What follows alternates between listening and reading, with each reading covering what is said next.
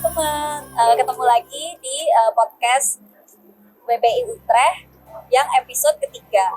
Wah, cepet banget ya udah episode ketiga. Wah, iya cepet banget. Oke, pada kesempatan kali ini saya Nitya Agustini akan berdiskusi gitu, akan ngobrol dengan salah satu mahasiswa Indonesia yang sekarang sedang kuliah di Utrecht University. Nah, beda seperti episode-episode sebelumnya, itu narasumbernya atau teman-teman yang sharing itu adalah mahasiswa S2. Nah, pada kesempatan kali ini kita kedatangan Naufal yang sedang kuliah S1 di Utrecht University dengan jurusan Economics. Nah, jadi nanti Naufal akan sharing-sharing kalau teman-teman ingin lanjut S1 di Utrecht University itu kayak gimana, atau kuliah di Belanda secara umum seperti apa. Nah, mungkin kita bisa mulai dulu, misalnya Naufal bisa cerita dulu bagaimana bisa sampai ke Utrecht, dulu sekolahnya SMA di mana, kemudian sampai bisa memulai di sini. Oke, baik. Makasih ya Mbak Nitya. Nama gue Naufal, panjangnya Muhammad Naufal Saidina. Sekarang gue lagi ngambil S1 Bachelor Economics and Business Economics di Utrecht University. Jadi mungkin pertama, kenapa Utrecht dulu kali ya? Iya, boleh. Karena mungkin gue lihat, gue belum ngerti sama sekali Belanda kayak apa, belum pernah kesini. Tapi dari searching di Google, searching di berbagai narasumber dan lain-lain, ternyata kelihatan bahwa Utrecht University ini punya ranking nomor 1 di Belanda kalau nggak salah. Dan ini leading university di research. Jadi itulah kenapa saya tertarik masuk Utrecht University. Dan kedua mungkin kenapa economics, karena economics ini dia ini bidangnya luas gitu. Jadi mau prospek kerjanya apapun pasti company akan hire.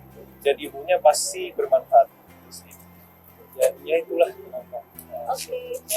Kalau boleh tahu persiapan kamu ketika SMA, ketika mau kuliah ke Belanda tuh kayak gimana sih? Kalau kita di Indonesia kan harus ikut SNPTN gitu. Oh, kalau iya. kamu gimana?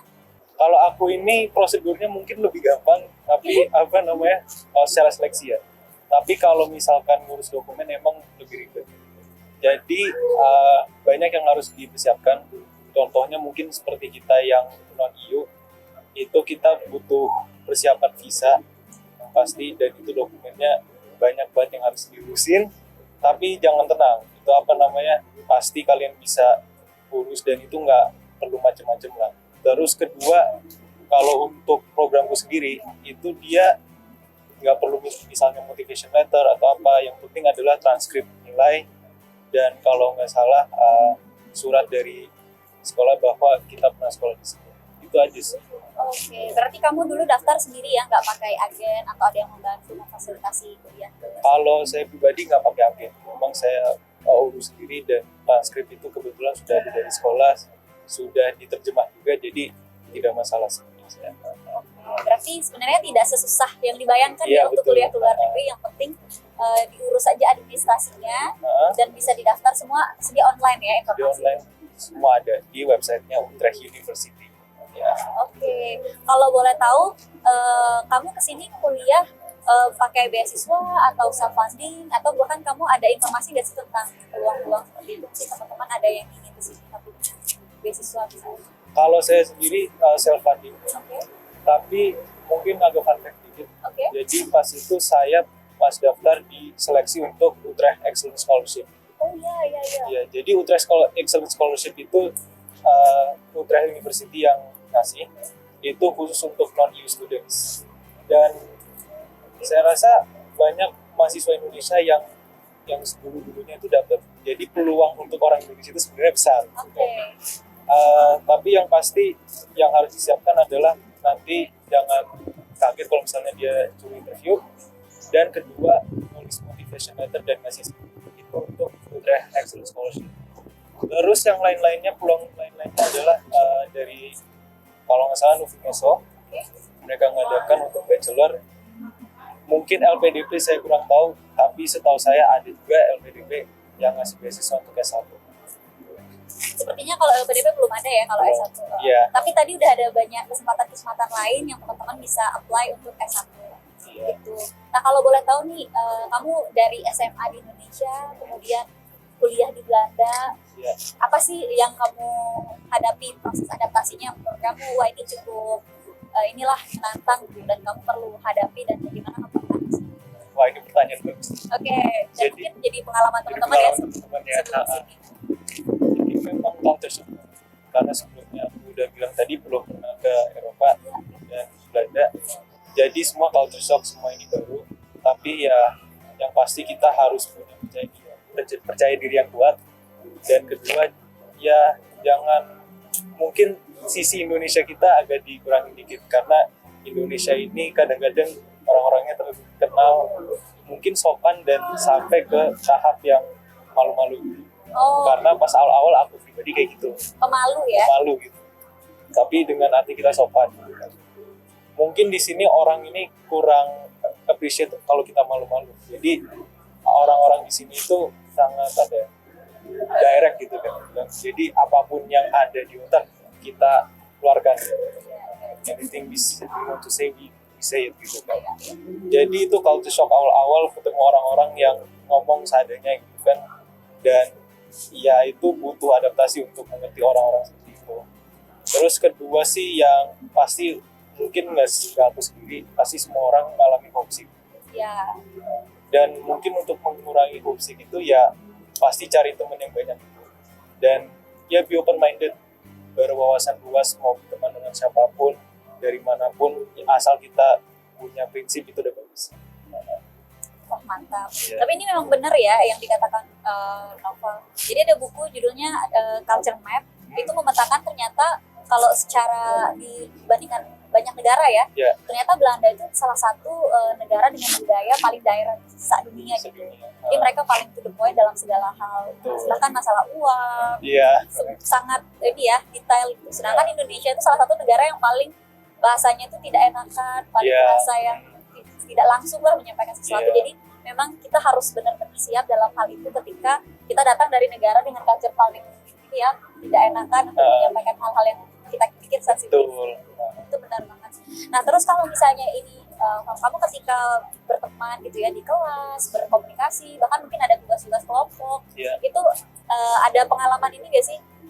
Bagaimana kamu menghadapi teman-teman yang beragam kan di sini Ya, diverse banget gitu ya. Apalagi mungkin kamu tinggal apakah bergabung dengan orang-orang Eropa juga gitu. Bagaimana sih caranya kamu beradaptasi di situasi itu? Kalau teman-teman ini dari mancanegara ya, dari culture yang berbeda, orang-orangnya berbeda, sifat-sifatnya berbeda. Dan mungkin di sini yang kita harus persiapkan adalah mungkin kita harus menunjukkan bahwa kita ini apa ya, siap dengan arti kita punya niat. Yang penting itu. Karena mungkin orang sini atau bahkan orang dari manapun belum benar-benar mengenal Indonesia secara jujur. Mungkin hanya tahu sekilas, oh ya Indonesia di Asia itu saja. Tapi mereka belum ngerti orang-orangnya seperti apa. Dan mungkin dengan kita kita menjadi orang pertama yang mengenal dia tentang Indonesia, kita bisa memberikan contoh bagus bahwa orang Indonesia ini punya niat di situ.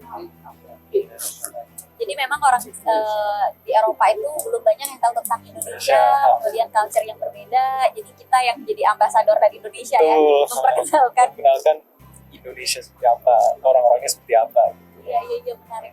Nah kalau pengalaman kamu kuliah nih di Utrecht University, kalau di Indonesia kan kita ada seperti organisasi mahasiswa gitu ya. Betul. Kalau di sini ada nggak, dan yang kamu tahu tuh seperti apa sih kegiatan mahasiswa yang ada di sini yang bisa diikuti mungkin sama teman-teman ketika mereka kuliah di sini? Banyak sekali di sini, dan aku bahkan shock juga. Oh gitu, gimana? Karena aku tahu di Indonesia ini organisasi itu kuat, sedangkan di sini mungkin orang lebih fokus ke kuliahnya gitu. Ternyata banyak loh organisasi yang bisa diikutin teman-teman nanti yang mau kesini, itu banyak sekali. Jangan malu-malu, join aja gitu. Dan ya pasti pengen tahu orang dari berbagai macam negara seperti apa. Dan mungkin kalian yang SMA-nya di Indonesia mau lihat organisasi di luar tuh seperti apa sih, cara kewenangannya dan lain-lain. Dan juga jangan lupa ikut PPI Utrecht. Oh iya. Karena ya pasti kita kangen dong ngumpul-ngumpul sama orang Indonesia dan lain-lain. Di situ kalian bisa ketemu sama teman-teman Indonesia, dan kalau kalian merasa mungkin homesick gitu dengan orang-orang kita, ya silakan join PPI Utrecht. Oke, berarti kalau organisasi mahasiswa tuh ada banyak ya. Iya. Misalnya kalau yang berdasarkan hobi mungkin, Iya. minat, atau seni gitu ya, banyak ya. di Banyak sini. sekali. Cari. Mungkin contohnya itu kalau suka investasi nih teman-teman yang tertarik di investasi, banyak banget nih kayaknya dari Indonesia yang ini happening banget nih gitu, dan ternyata ada di sini. Dan kebetulan saya kemarin ikut organisasi di namanya BBK Investment Committee.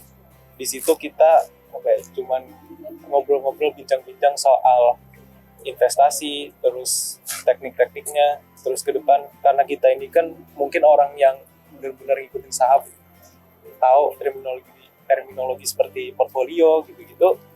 Kita juga bahas kita punya portfolio, ke depannya mau apa, prospeknya seperti apa. Jadi ya itu memang ada yang berdasarkan hobi, ada juga yang berdasarkan studi. Kalau misalkan kalian di ekonomi seperti saya, itu lebih ada yang maksudnya organisasi yang membantu teman-teman yang mungkin kekurangan dan ada. Kalau kalian mungkin merasa hebat gitu kan, bisa membantu teman-teman yang kurang, bisa saja menjadi jasa gitu kan. Oke. Ya, berarti ada ini sih sebenarnya bahasanya ya. Ada support dari universitas untuk teman-teman, terutama yang bukan orang Belanda gitu ya. Pasti kan ada kesulitan secara adaptasi di sini gitu. Iya. Oke. Mungkin boleh diceritain juga nggak sih sedikit juga tentang kuliah di sini? Menurut kamu apa sih yang terkait dengan di kelas ya, misalnya tugas-tugas, apakah ada ujian? Itu bagaimana caranya kamu bisa menghadapi itu dan bisa mengikuti proses kuliah nggak kalah sama teman-teman dari Eropa lain? Ya itu mungkin kalau saya pribadi itu lebih punya time management. Jadi harus tahu apa yang harus diprioritaskan. Jadi ya kita harus punya, kalau saya sendiri punya schedule gitu. Oke. Apa yang harus dilakukan di sini, apa prioritasku tiap hari, dan yang pasti studi sih. Studi itu benar-benar harus dipantengin gitu kan. Oke. Harus dipantengin dan jangan malu bertanya di kelas. Oke. Karena kita di Indonesia kan suka nggak enakan sama dosen atau misalkan malu-malu gitu kan. Tapi di sini mereka open gitu. Nggak ada yang maksudnya merasa kok bego banget gue nanyain gini, kan gampang gitu kan. Tanya saja gitu. Jangan merasa malu karena di sini orang tuh open banget. Mereka tuh open banget dan mereka tuh nggak akan mengejek atau akan maksudnya membuat kalian merasa sedih atau apa, karena mereka tuh open banget. Terus kalau misalkan ujian dan assignment deadline, kalau untuk ujian sendiri aku itu ujian tiap 4 minggu. Tiap 4 minggu ujian? Tiap 4 minggu ujian. Oke. Dan kalau saya sendiri itu harus persiapkan diri sebaik mungkin, jadi sampai weekend aku belajar gitu kan, dan ulang-ulang materi-materi. Kalau misalkan ada yang kurang tahu atau yang kurang paham, aku biasanya tanya dosen atau bahkan tanya teman yang mungkin lebih daripada aku. Wow, kamu keren banget ya setiap 4 minggu ujian. Maksudnya itu kan sistem yang berbeda sekali dengan di Indonesia, apalagi ketika SMA gitu. Oke. Dan tadi memang kuncinya tidak boleh takut untuk bertanya, karena di sini memang budayanya belajarnya itu adalah tidak ada pertanyaan yang salah gitu ya. Betul. Oke, mungkin terakhir kamu ada masukan nggak sih ketika teman-teman ingin kuliah S1 gitu ya, langsung dari SMA pindah ke sini dan mungkin belum pernah datang ke Belanda, belum pernah datang ke Eropa, apa yang ingin kamu sampaikan yang perlu mereka persiapkan atau mereka lakukan sendiri? Ini buat teman-teman yang mau kuliah di Belanda atau bahkan mau ke Utrecht, kalian nggak usah merasa takut, gimana nih kuliah sendiri keluar gitu kan. Yang penting adalah kalian punya percaya diri yang tinggi. Kalian selalu tahu apa yang baik dan apa yang buruk, dan pasti punya prinsip sendiri. Dan ya pasti kalau mau cari informasi, cari tahu sendiri atau mungkin mengikuti education fair di Jakarta, Surabaya atau kota-kota lainnya. Aja sih. Oke, terima kasih Novel atas waktunya. Terima kasih juga untuk teman-teman yang sudah menonton dan tim dari PPI Utrecht yang sudah memfasilitasi podcast kita pada hari ini. Dan sampai jumpa lagi di podcast-podcast berikutnya, sharing-sharing tentang kuliah di Utrecht berikutnya. Dan jangan lupa untuk teman-teman bisa follow Instagramnya, sosial media dari Di bawah sini. ya PPU Teh dan juga YouTube-nya. Silahkan di subscribe untuk menunggu podcast berikutnya. Sampai jumpa lagi, dadah. Dadah.